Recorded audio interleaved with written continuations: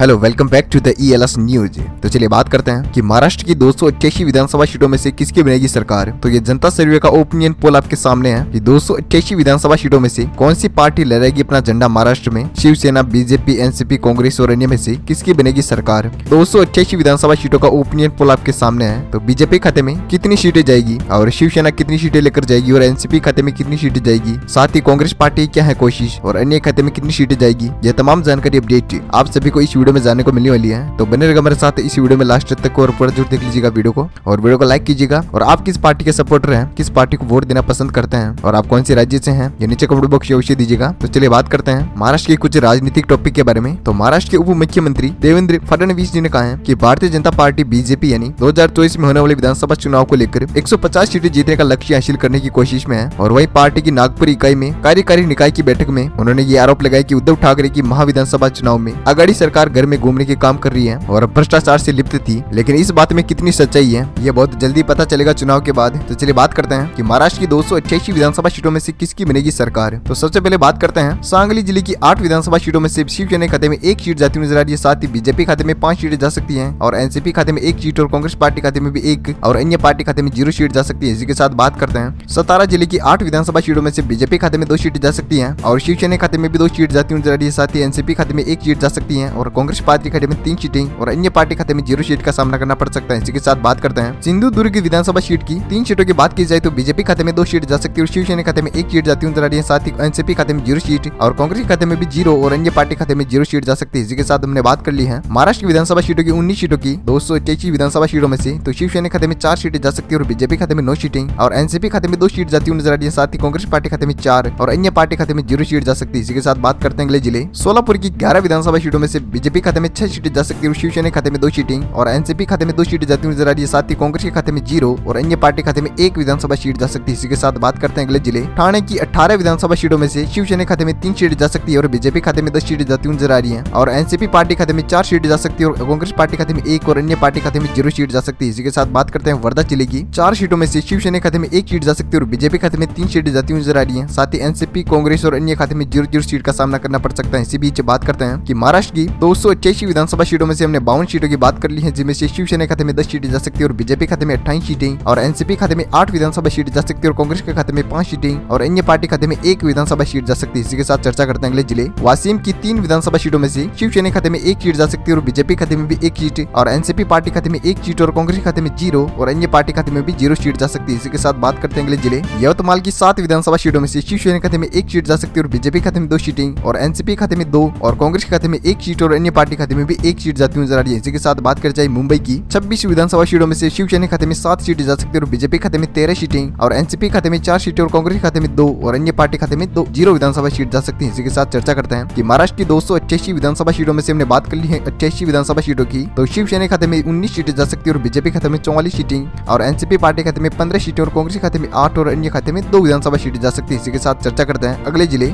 नागपुर की 12 विधानसभा सीटों में से शिवसेना खाते में 2 सीटें जा सकती है और बीजेपी खाते में 6 सीटें और एनसीपी पार्टी खाते में 3 विधानसभा सीटें जा सकती है और कांग्रेस पार्टी खाते में 1 और अन्य पार्टी खाते में 0 सीट जा सकती है। इसी के साथ चर्चा करते हैं नांदेड़ की 9 विधानसभा सीटों में से ओपिनियन पोल आपके सामने है। तो शिवसेना खाते में 1 सीट जा सकती है और बीजेपी खाते में 5 सीटें जाती हुई नजर आ रही है और एनसीपी खाते में 2 सीटें और कांग्रेस खाते में 1 और अन्य पार्टी खाते में 0 सीट जा सकती है। इसी के साथ चर्चा करते हैं नंदुरबार की 4 विधानसभा सीटों की। तो शिवसेना खाते में 2 सीटें जा सकती है और बीजेपी खाते में भी 2 सीटें और एनसीपी खाते में 0 सीट और कांग्रेस खाते में 0 और अन्य पार्टी खाते में भी 0 सीट का सामना करना पड़ सकता है। इसी के साथ चर्चा करते हैं कि महाराष्ट्र की 288 विधानसभा सीटों में से हमने बात कर ली है 113 विधानसभा सीटों की। तो ओपिनियन पोल है तो शिवसेना खाते में 24 विधानसभा सीटें जा सकती है और बीजेपी खाते में 57 सीटें और एनसीपी खाते में 20 सीटें जा सकती है और कांग्रेस खाते में 10 सीटें जाती हुई नजर आ रही है। साथ ही अन्य पार्टी खाते में 2 विधानसभा सीट जा सकती है। इसी के साथ बात करते हैं अगले जिले नासिक की 15 विधानसभा सीटों में से शिवसेना खाते में 5 सीटें जा सकती है और बीजेपी खाते में 8 सीटें जाती हुई नजर आ रही है। साथ ही एनसीपी खाते में 1 सीट और कांग्रेस पार्टी खाते में भी 1 और अन्य पार्टी खाते में 0 सीट जा सकती है। इसी के साथ बात करते हैं अगले जिले उस्मानाबाद की 4 विधानसभा सीटों में से शिवसेना खाते में 0 सीट जा सकती है और बीजेपी खाते में भी 0 और एनसीपी खाते में 2 सीटें जा सकती है और कांग्रेस के खाते में 2 सीटें और अन्य पार्टी खाते में 0 सीट का सामना करना पड़ सकता है। इसी के साथ बात की जाए पालघर की 6 विधानसभा सीटों में से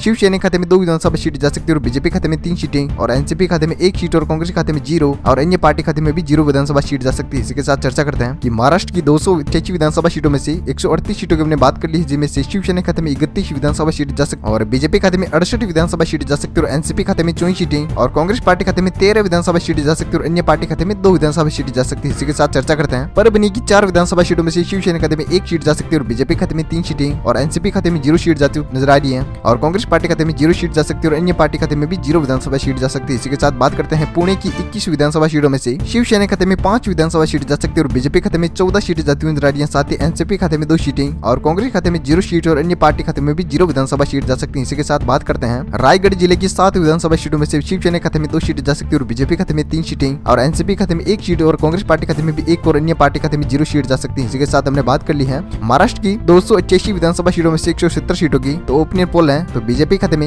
88 विधानसभा सीट जा सकती है और शिवसेना खाते में 39 सीटें और एनसीपी खाते में 27 सीटें जा सकती है और कांग्रेस पार्टी खाते में 14 सीटें और अन्य पार्टी खाते में 2 विधानसभा सीटें जा सकती है। इसी के साथ चर्चा करते हैं अगले जिले अहमदनगर की 12 विधानसभा सीटों में से बीजेपी खाते में 6 विधानसभा सीट जा सकती है और शिवसेना खाते में 3 सीटें जाती नजर आ रही है और एनसीपी खाते में 2 सीटें और कांग्रेस खाते में 1 सीट और अन्य पार्टी खाते में 0 सीट जा सकती है। इसी के साथ बात करते हैं अकोला की 5 विधानसभा सीटों में से शिवसेना खाते में 1 सीट जा सकती है और बीजेपी खाते में 3 सीटें और एनसीपी पार्टी खाते में 1 सीट और कांग्रेस खाते में 0 और अन्य पार्टी खाते में भी 0 सीट जा सकती है। इसी के साथ बात करते हैं अमरावती की 8 विधानसभा सीटों में से शिवसेना खाते में 2 सीट जा सकती है और बीजेपी खाते में 4 सीटें और एनसीपी खाते में 1 सीट और कांग्रेस खाते में 1 और अन्य पार्टी खाते में भी 0 विधानसभा सीट जा सकती है। वहीं पर बात करते हैं अगले जिले औरंगाबाद की 9 विधानसभा सीटों में से शिवसेना खाते में 3 सीटें जा सकती है और बीजेपी खाते में 6 सीटें और एनसीपी खाते में 0 सीट जा सकती है और कांग्रेस खाते में 0 और अन्य पार्टी खाते में भी 0 विधानसभा सीट जा सकती है। इसी के साथ बात करते हैं बीड जिले की 6 विधानसभा सीटों में से शिवसेना खाते में 2 सीट जा सकती है और बीजेपी खाते में 3 सीट जाती नजर आ रही है और एनसीपी खाते में 0 सीट जा सकती है और कांग्रेस पार्टी खाते में 1 और अन्य पार्टी खाते में 0 विधानसभा सीट जा सकती है। इसी के साथ बात करते हैं भंडारा जिले की 3 विधानसभा सीटों में से शिवसेना खाते में 1 सीट जा सकती है और बीजेपी खाते में 1 सीट और एनसीपी खाते में 1 और अन्य पार्टी खाते में 0 और कांग्रेस पार्टी खाते में भी 0 सीट जा सकती है। इसी के साथ हमने बात कर ली है महाराष्ट्र राज्य की 288 विधानसभा सीटों में से 213 विधानसभा सीटों की तो ओपिनियन पोल आपके सामने स्क्रीन पर है तो शिवसेना खाते में 51 सीटें जा सकती है और बीजेपी खाते में 111 विधानसभा सीटें जा सकती है और एनसीपी खाते में 32 सीटें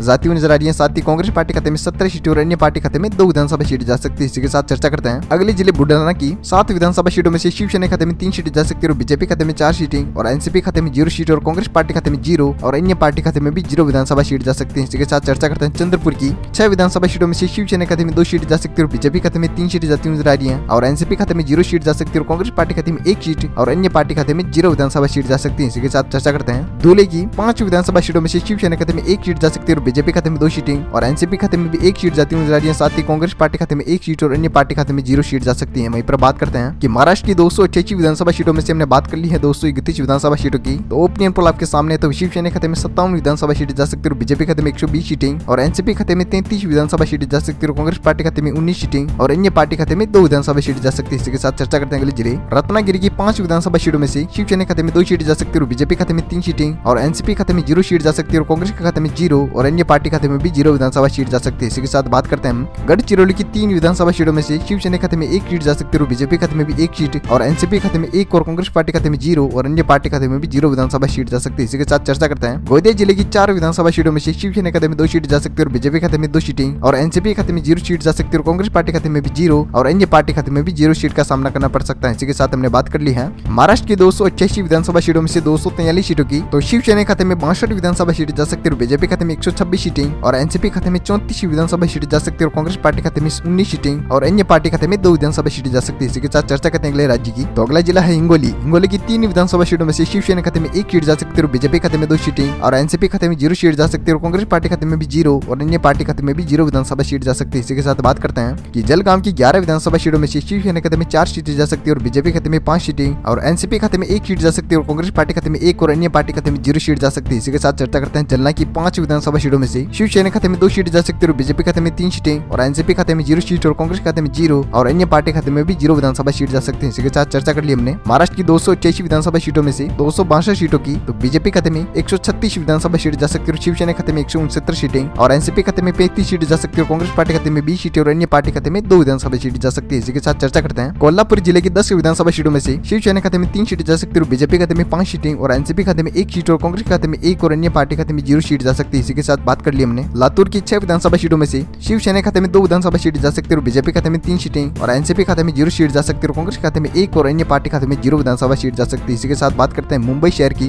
10 विधानसभा सीटों में से शिवसेना खाते में 2 सीट जा सकती है और बीजेपी खाते में 6 सीटें और एनसीपी खाते में 1 सीट और कांग्रेस खाते में 1 और अन्य पार्टी खाते में 0 सीट जा सकती है। इसी के साथ हमने बात कर ली है महाराष्ट्र की 288 विधानसभा सीटों में से 288 विधानसभा सीटों की तो शिवसेना खाते में 76 विधानसभा सीट जा सकती है। ओपिनियन पोल नहीं है फाइनल तो बीजेपी खाते में 150 विधानसभा सीट जा सकती है और एनसीपी खाते में 37 सीटें और कांग्रेस पार्टी खाते में 23 सीटें और अन्य पार्टी खाते में 2 विधानसभा सीट जा सकती है। इसी के साथ महाराष्ट्र की 288 विधानसभा सीटों का ओपिनियन पोल का वीडियो यहीं पर होता है समाप्त। तो वीडियो को लाइक कीजिएगा और शेयर कीजिएगा अपने दोस्तों के साथ फेसबुक और व्हाट्सएप पर और टेलीग्राम पर। और चैनल पर आप नए हो तो चैनल को सब्सक्राइब करके बेल आइकन जरूर दबाएगा ताकि हर ताजा खबर आपको मिलती रहे इसी तरह अपने फोन पर। और आप कौन सी पार्टी को सपोर्ट करते हैं उस पार्टी का नाम नीचे कमेंट बॉक्स में दीजिएगा। तब तक के लिए वीडियो को करते हैं यहीं पर विराम। Thank you, take care, goodbye, जय भारत, वंदे मातरम, जय किसान, जय श्री राम।